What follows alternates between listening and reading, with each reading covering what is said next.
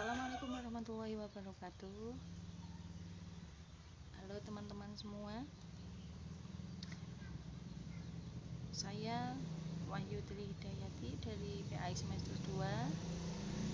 Tugas ini dibuat untuk memenuhi tugas dari Bapak Syukron, mata kuliah aplikasi internet. Jadi saya ingin, sebelum kita ke materi, saya memperkenalkan diri saya lebih rinci. Nama saya Wahyu Tri Hidayati, biasa dipanggil Wahyu. Saya dari Prodi Pendidikan Agama Islam semester 2, Sekolah Tinggi Islam Kendal yang cabang Limpung. Selain menjadi mahasiswa STIK, kegiatan sehari-hari saya ialah mengajar di kelompok bermain di daerah tempat tinggal saya. Oke, langsung saja kita ke materi. Manfaat komputer dalam berbagai bidang. Untuk agenda yang akan kita bahas, yang pertama ada komputer dan pendidikan, yang kedua komputer dan dunia usaha, dan yang ketiga adalah komputer dan pemerintahan. Langsung saja, materi pertama adalah komputer dan pendidikan. Jadi komputer itu berperan penting dalam pendidikan, khususnya dalam meningkatkan kualitas pembelajaran, memberikan akses ke berbagai sumber, dan mempersiapkan siswa untuk masa depan yang semakin bergantung pada teknologi. Apalagi di era modern saat ini, kita sangat bergantung pada teknologi. Kemudian, manfaat komputer dalam dunia pendidikan. Ada 5 poin yang saya masukkan ke dalam sini. Yang pertama ialah mempermudah proses belajar, kemudian memberikan akses informasi, meningkatkan interaksi, meningkatkan keterampilan digital, dan yang terakhir memfasilitasi pembelajaran mandiri. Kita bahas satu persatu. Dari mempermudah proses belajar. Pembelajaran berbantuan komputer dapat memberikan umpan balik yang cepat terhadap siswa, memungkinkan untuk belajar lebih efektif. Jadi, pembelajaran dengan sistem komputer itu pastinya lebih cepat dan efektif. Kita tidak menghemat biaya juga, menghemat waktu juga, karena kita tidak perlu mencari buku dan lain sebagainya. Kemudian selanjutnya memberikan akses informasi. Komputer dan internet itu juga bisa menyediakan akses ke berbagai sumber informasi yang relevan dengan materi pelajaran. Contohnya, kita bisa mencari materi lewat YouTube, Google, sosial media, dan lain sebagainya, dengan akses yang tentunya mudah dan sangat cepat untuk era sekarang ini. Maka dari itu, siswa zaman sekarang itu tidak bisa jauh dari yang namanya smartphone atau internet atau komputer, karena semuanya sudah digital. Kemudian yang selanjutnya adalah meningkatkan interaksi. Komputer juga dapat digunakan untuk berkomunikasi dengan teman, dengan guru atau ahli dalam bidang tertentu atau pelajaran tertentu, dan juga dapat memperluas jaringan sosial sehingga dapat meningkatkan interaksi satu sama lain. Jadi kalau misalnya kayak misal corona itu ya, kan kita tidak bisa berinteraksi. Nah, bagaimana caranya berinteraksi pada saat virus corona itu? Tentunya dengan menggunakan komputer dan jaringan. Tentunya dengan smartphone, dengan komputer, bisa ada meeting online lewat Zoom, lewat Google Meet dan lain sebagainya, share tugas atau apapun lewat komputer atau HP. Ya, seperti itu. Kemudian selanjutnya meningkatkan keterampilan digital.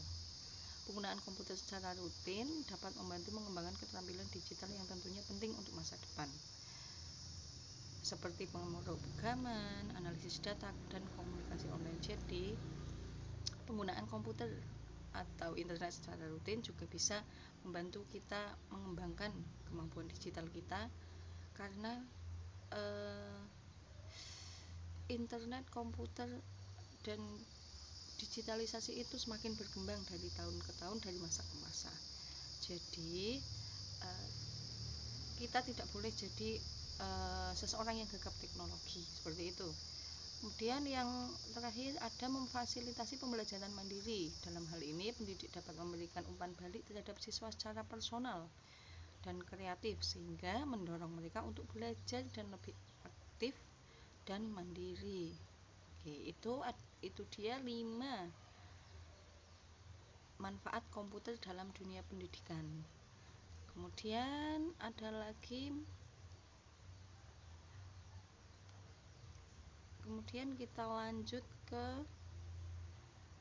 hubungan antara komputer dan dunia usaha. Wah, ini pasti menarik sekali.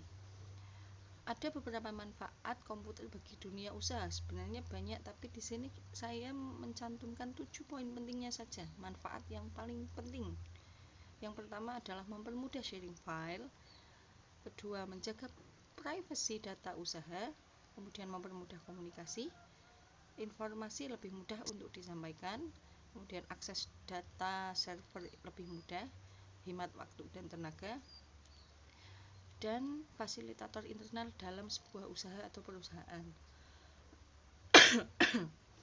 Kita masuk ke manfaat yang pertama, mempermudah sharing file. Perusahaan pastinya tidak pernah lepas maksud saya ya, dari yang namanya file, baik berupa dokumen, gambar, PDF, dan lain sebagainya. Itulah mengapa internet dan komputer itu sangat dibutuhkan demi kelancaran sebuah usaha atau perusahaan. Jadi sekarang membagi informasi mudah lewat internet, sosial media. Misal kita punya bisnis yang lingkupnya luar kota, luar negeri gitu. Misal butuh data, file, gambar atau dan lain sebagainya, PDF, dokumen, kita bisa sharing lewat WhatsApp dengan mudahnya, walaupun itu di luar kota, di luar negeri, seperti itu. Jadi tentunya komputer itu sangat bermanfaat bagi dunia usaha. Kemudian selanjutnya yang kedua, menjaga privasi data usaha.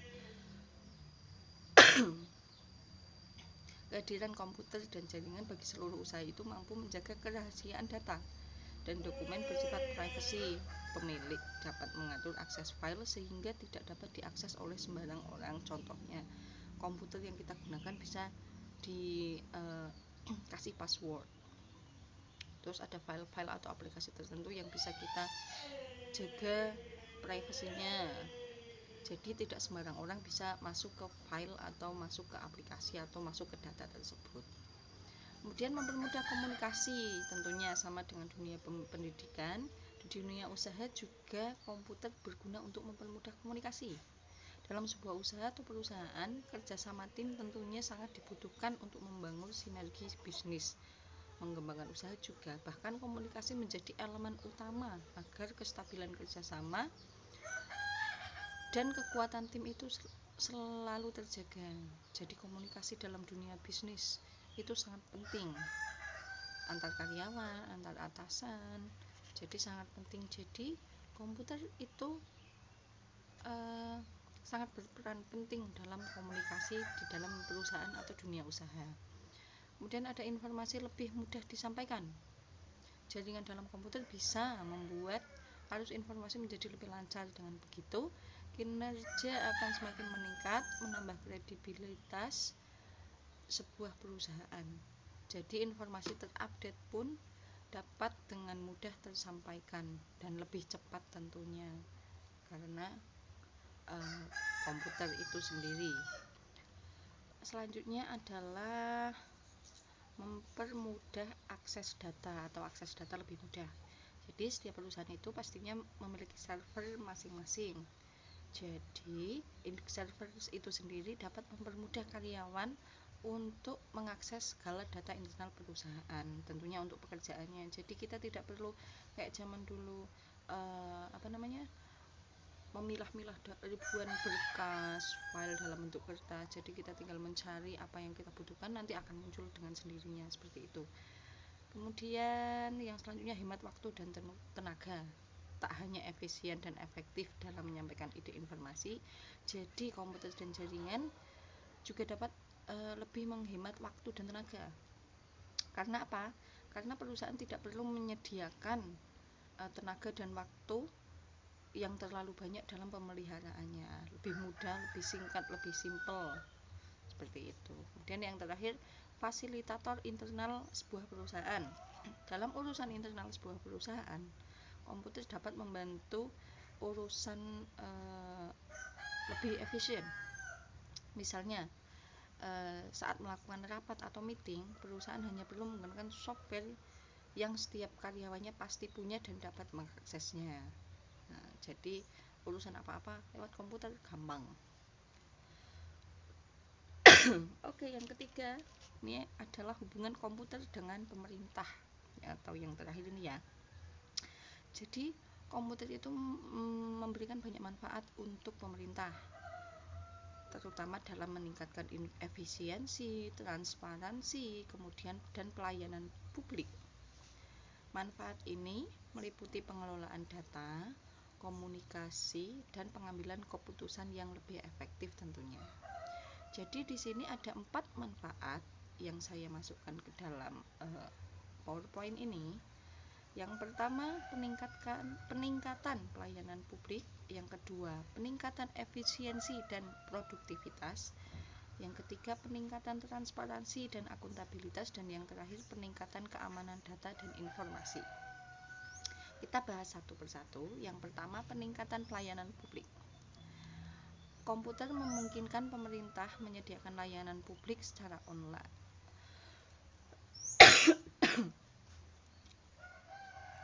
Seperti permohonan izin, pembayaran pajak, dan sebagainya. Sistem tersebut dapat membuat proses administrasi lebih cepat dan mudah, tentunya efisien juga, serta memudahkan masyarakat mengakses informasi pemerintah, baik itu tentang kebijakan, program, ataupun layanan publik. Jadi contohnya itu sekarang BPJS itu kan termasuk layanan pemerintah juga, itu bisa diakses lewat mobile JKN, internet itu ya, komputer juga bisa. Terus kemudian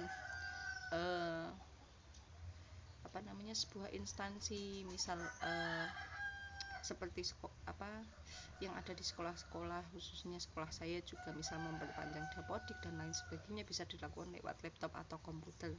Jadi tidak perlu ke sana untuk memperpanjang akreditasi dan lain sebagainya. Jadi cukup lewat di rumah operatornya, terus kita isi, jadi nggak perlu ke dinas seperti itu. Dan juga membayar pajak juga lebih gampang, semua di mobile banking. Terus kemudian e-commerce dan lain sebagainya sekarang menyediakan layanan pembayaran pajak, jadi lebih efisien, lebih cepat. Oke, yang kedua adalah peningkatan efisiensi dan produktivitas. Komputer dalam pemerintahan dapat digunakan untuk mengelola data dan informasi secara terpusat. Jadi, pengambilan keputusan dan perencanaan dari kebijakan dapat dikoordinasikan dengan lebih baik. Data di komputer juga dapat digunakan untuk memonitoring dan mengevaluasi program serta proyek dari pemerintah. Jadi dengan adanya komputer ini, pekerjaan dari pemerintah dan proyek-proyek yang ada dari pemerintah itu lebih dapat cepat terrealisasikan, lebih cepat selesai karena lebih efisien. Jadi produktivitas dari pemerintah itu sendiri dapat berkembang dengan lebih baik. Kemudian yang ketiga, peningkatan transparansi dan akuntabilitas. Informasi publik jadi lebih mudah diakses. Jadi memungkinkan masyarakat untuk mengetahui tentang anggaran belanja, anggaran proyek, kemudian kinerja dari pemerintah. Masyarakat juga dapat berpartisipasi dalam proses pengambilan keputusan melalui forum-forum online, kemudian survei-survei dan konsultasi publik. Jadi kan banyak komunitas-komunitas atau aplikasi atau bahkan di media di sosial media itu banyak kayak forum-forum khusus untuk pelayanan publik. Jadi kita dapat lebih dapat lebih transparan melihat kinerja pemerintah kita. Kemudian yang terakhir adalah peningkatan keamanan data dan informasi. Sistem dalam komputer dapat digunakan untuk melindungi data dan informasi dari akses yang tidak sah atau kebocoran data. Sistem komputer juga memungkinkan pemerintah untuk mengontrol akses ke data yang sensitif, sehingga hanya pihak yang berwenang yang dapat mengakses informasi tersebut. Jadi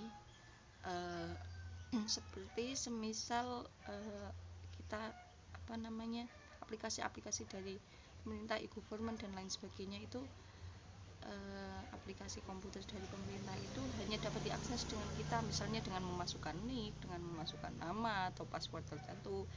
Jadi data kita lebih aman, lebih privacy, informasi kita juga lebih aman, seperti itu. Jadi kesimpulannya adalah komputer itu merupakan komponen yang sangat bermanfaat, perangkat yang sangat bermanfaat dalam berbagai aspek kehidupan.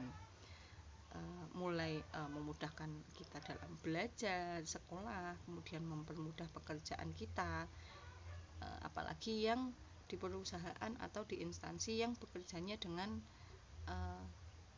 perangkat lunak, dengan perangkat komputer dan lain sebagainya. Kemudian menjadi sarana afirmasi masyarakat juga dalam pembuatan keputusan dari pemerintah. Komputer juga telah menjadi alat bantu utama dalam bidang pendidikan, mulai dari aplikasi dan media belajar online. Kemudian komputer juga berperan penting dalam dunia usaha dan pemerintahan karena aksesnya yang mudah dan cepat, sehingga lebih efisien dan menghemat tenaga dan waktu untuk kita semua. Seperti itu. Sedikit manfaat dari komputer, sebenarnya lebih banyak lagi dalam berbagai bidang, tapi di sini saya lebih berfokus dalam 3 bidang tersebut, dalam pendidikan, dunia usaha, dan pemerintah. Cukup dari saya, mungkin masih banyak kekurangan atau kesalahan dalam penyampaian, dalam informasi yang saya berikan, tentunya masih banyak kekurangan.